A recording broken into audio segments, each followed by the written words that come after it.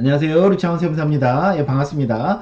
예, 이번 시간에는요, 부모님께 10년간 빌려드린 돈을 매매 대금으로 활용할 수 있는지, 즉 자녀가 부모 집을 이제 매매로 가져오려고 하는데 과거에 부모님께 빌려드린 돈이 많이 있다 이거죠. 그래서 그거를 매매 대금으로 쓸 수 있냐, 이제 이거와 관련해서 한번 같이 살펴보도록 하겠습니다. 이것도 질문 많이 들어오는 내용이죠. 일단 이제 내용은 이렇습니다. 12년 전에 부모님이 다가구 주택을 7억 원에 구입을 했고요. 물론 이제 대출이나 보증금 5억을 포함하고 한 2억만 주고 이제 구입을 했고요. 근데 이제 이렇게 그 갖고 있는 중에 세입자가 뭐 들락날락 할 텐데 세입자가 나갈 때 새로운 세입자를 못 구하게 되면 딸이 대신 이제 보증금을 이제 그 부모님이 돈이 없다 보니까 대신 세입자에게 보낸 그런 기록들이 있다 이거죠. 그러니까 이제 어떻게 보면 이제 부모님께 꿔준 거죠. 증여는 아니고. 그래서 10여 년 동안 부모님에게 이렇게 저렇게 한 3억 5천 정도를 빌려드렸고요. 근데 뭐 이제 부모 자식 간에 사실은 뭐 차용증 같은 거 요즘이나 쓰지 뭐 예전에 이런 건 쓰지 않았잖아요. 그래도 이제 어디서 많이 이제 보고 그러셔서 그 차용증도 사후적으로 작성은 했다고 합니다.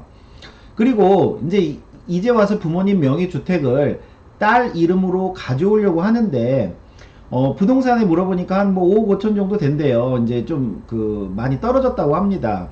그 노후화되고 뭐 이래가지고 그래서 그럼 5억 5천 정도로 매매 계약을 해서 이제 딸이 가져오려고 하는데 그리고 또 이제 한번 감정도 한번 대략 받아보니까 한 6억 정도 나온다고 하고요.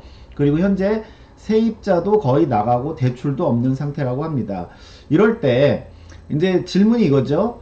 그동안 부모님께 빌려드린 돈 12년 동안 빌려드린 돈 3억 5천을 매매 대금으로 활용할 수 있는지 여부, 그 다음에 매매 계약을 현 시세 부동산에서 알려준 그 5억 5천으로 써야 되는지 아니면 뭐 감정가 6억으로 해야 되는지 아니면 좀 더 작게 써도 되는지 이런 거 궁금하고요. 그 다음에 그렇다면 부모님께 계좌 이체 금액을 어떻게 정해야 하는지 이 세 가지를 저희한테 이제 물어보셨는데 일단은 첫 번째 그동안 부모님께 빌려드린 돈 3억 5천을 매매대금으로 활용할 수 있는지 여부는 이게 구청 입장과 세무서 입장이 좀 틀립니다. 그래서 요거 한번 말씀드릴 거고요. 그 다음에 이제 요거는 많이들 아시죠? 우리가 저가, 관계자 간의 저가로 매매할 수도 있죠. 그래서 그 저가 매매와 관련해서 같이 한번 살펴보면 될 것이고, 그 다음에 이제 또 부모님께 계좌이체 금액을 정해야 되는데 이거를 이제 전체 금액을 보내야 되냐 아니면 뭐 차용 금액을 제외하고 보내야 되냐, 이 계좌이체 금액에 따라서 이제 구청 입장과 세무서 입장이 좀 틀리기 때문에 이것도 같이 더불어서 살펴보도록 하겠습니다. 일단 질문 1은 이거죠. 그동안 부모님께 빌려드린 돈 3억 5천을 매매 대금으로 활용할 수 있는지 여부. 저희가 이제 부모 자식 간에 이제 매매를 할 때 대략적인 업무 그 프로세스는 이렇죠.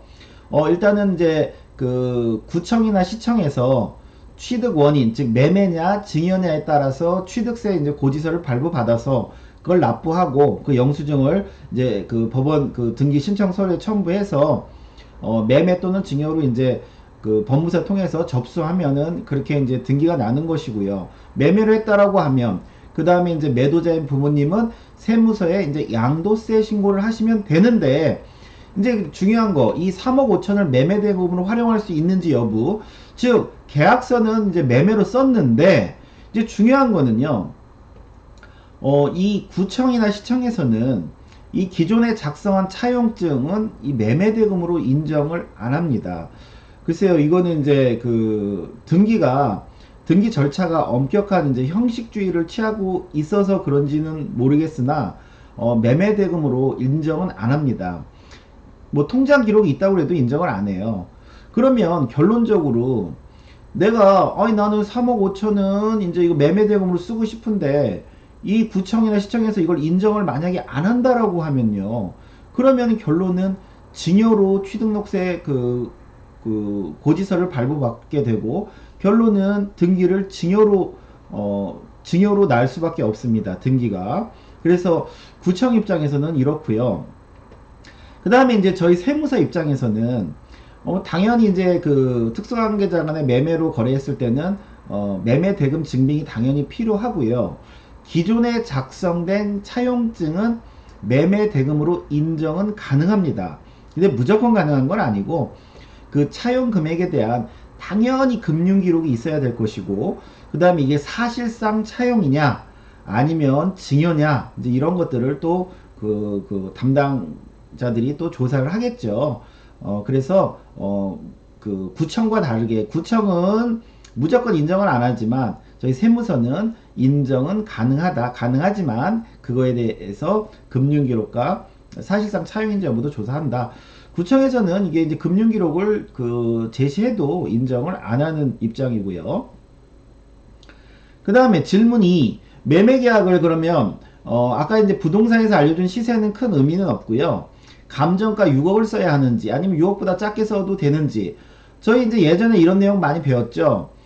그 특수관계자 간의 저가로 매매할 때 부모 매도자 입장과 매수자 입장이 틀리다고 제가 말씀드렸죠. 매수자는 우리가 흔히 상식적으로 아는 시가의 70% 이상만 주고도 가져올 수가 있죠. 매수자 입장은 시가의 70%보다 싸게 가져오면 그 차액은 증여로 보는데, 즉 시가보다 시가의 30%뺀 금액, 즉 지금 여기서 이제 시가는 감정가가 되겠죠. 6억에서 그 30%에 해당되는 1.8억, 즉 4.2억보다 작게 만약에 가져오면, 뭐 5억에 가져왔다 그러면은, 그 5억이 아니죠. 4.2억이니까 뭐 3억에 가져왔다 그러면 1.2억은 증여로 보겠다, 이제 이런 거죠. 즉 70%까지는 가져올 수 있다 이거죠. 그 자식 입장, 매수자 입장은. 근데 매도자 입장은 틀리죠. 매도자 입장은 시세의 95%보다 만약에 작게 돈을 받는다라고 하면 무조건 양도가액을 시세, 즉 시가로 보게 되어 있습니다. 즉 그 6억에 95%보다 작게 만약에 그 매매 계약을 하고 매매 대금을 받으면 양도가액은 그 6억으로 보게 됩니다. 그러면 이거 저가 매매 어차피 써봐야 뭐 그 부모 입장에서 양도세 그대로 이 그 6억으로 과세되는데 그럼 뭐 굳이 싸게 쓸 필요가 있냐라고 하실 때, 그래서 저가 매매가 유효한 경우는 부모가 비과세이거나 비과세면은 뭐 양도가액을 시가로 봐도 상관없겠죠. 그 다음에 양도 차손인 경우, 지금의 사례는 7억, 그 당초 얼마에 사셨어요? 7억에 사셨는데 시세가 떨어져 가지고 지금 감정가도 6억이기 때문에 이렇게 양도 차손이 발생하는 경우도 저가 매매가 유효하겠죠. 그래서 여기서 그 만약에 6억보다 작게 쓴다면 얼마까지 쓸 수 있어요? 최저 4.2억에서 왜 6, 7에 42, 4.2억에서 6억 사이에서 결정하면 되겠죠. 뭐 무조건 싸게 쓰는 게 꼭 좋은 건 아니겠죠. 왜냐하면 나중에 본인도 팔 때 되면은 이게 작으면 나중에 양도세 많이 나올 수 있으니까 요 범위 내에서 적정가를 잡으시면 될 것이고, 그 다음에 이제 여기서 흔히 말하는 시가라는 것은 이런 거죠. 본인의 감정가가 있으면 감정가가 우선이고, 그 다음에 아파트나 이런 공동주택들은 유사 매매 사례가액이 있으면 그것이고, 그 다음에 이 둘이 다 없다 그러면 흔히 말하는 기준시가, 공시가격이 시가가 될 것이고요. 그 다음에 이제 대가는 이제 부모 자식 간 계약한 금액이겠죠. 그리고 계약한 금액을 실제 주고 받아야 될 것이고요. 그래서 이 내용은 이제 잘 아시는데, 그럼 이제 마지막 결론적으로 그럼 우리가 4.2억에 쓴다 가정하고요.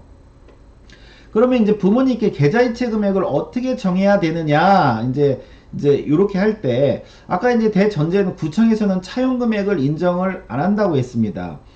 근데 일단 매매 계약은 4억 2천으로 썼어요. 근데 나는 그 3억 5천원 차용을 이용할 거예요. 그래서 만약에 나머지 금액 7천만 이체를 하게 된다면, 근데 그 구청에서는 요거는 매매로 인정을 안 하겠죠. 우리는 증여로 보겠다. 그러면 그 설사 이제 등기는 증여로 났을지라도 이제 세무서 상대로 이걸 소명을 해야 됩니다.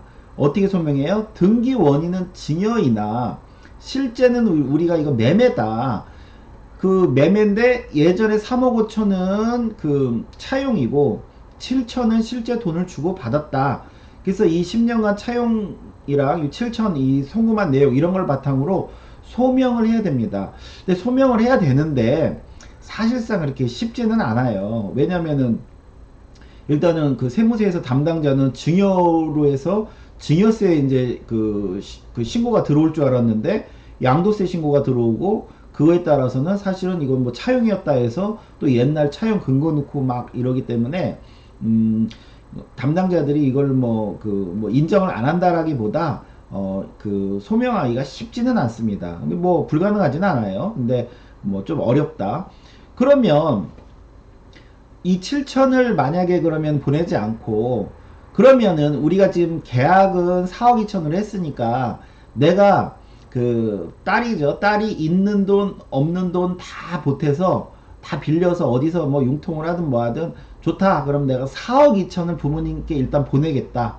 그래서 보내고 등기 원인은 매매로 하면 가장 좋겠죠. 근데 이제 돈이 없으니까 이제 그 차용한 금액 나머지만 매매 대금으로 보내려고 하다 보니까 그런 거고 뭐 할 수만 있다라고 하면 이 4억 2천을 다 일단 보냅니다. 보내면 좋죠. 세무서 상대로 소명하긴 좋죠. 왜? 일단은 그 4억 2천 전체에 대해서 그 자녀에게서 부모에게 돈이 그 오갔기 때문에 세무서 소명 아주 좋습니다. 근데 이제 중요한 거는 이 4억 2천 다 간 다음에 나는 이거 다시 이제 그 차용증을 근거로 기존에 내가 부모님 3억 5천 꿔준 거니까 차용증을 근거로 다시 3억 5천을 되돌려 받으면 됩니다. 되돌려 받으면 되고요. 근데 이제 세무서에서 만약에 요 3억 5천 되돌려 받은 거를 이제 알면 왜냐면 이제 저희가 부모 자식 간 거래할 때 이 돈만 통장으로 왔다 갔다 이렇게 찍는 경우들이 간혹 있기 때문에 요즘은 이제 그 조금 이따 말씀드리겠지만 거래 전후 2주치 금융기록을 요구하는 경우가 있어요.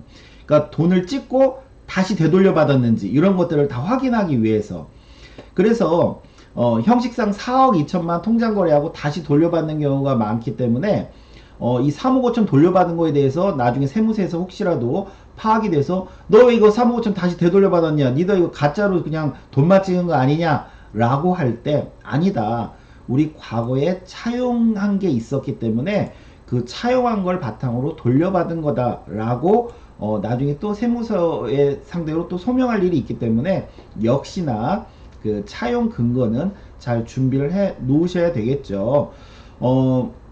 부모 자식 간 거래할 때 자꾸 이렇게 적발되는 그런 행태들이 있습니다. 일단 매매 대금이 5억이라고 가정하고 대출은 2억이라고 가정하겠습니다. 그러면 뭐 대출이야 이제 그 승계하면 될 것이고 계좌이체 3억만 하면 되겠죠. 3억만.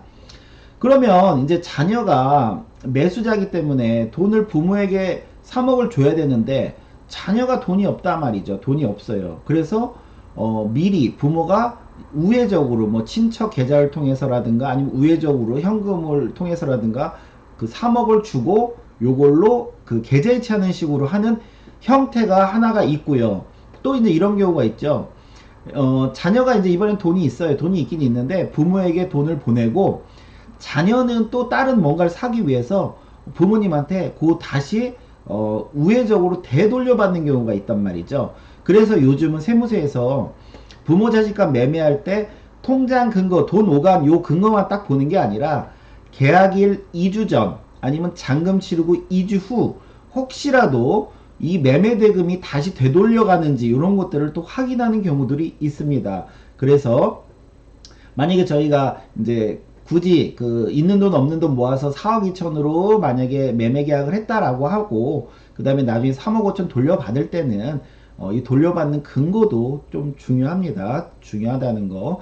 그래서 저희가 실무하다 보면 이 구청에서 차용 금액을 인정을 안 하다 보니까 이 등기 원인이 달라짐으로 인해서 요거 그 3억 5천 소명하는 게 이렇게 좀 약간의 차이가 있을 수 있습니다.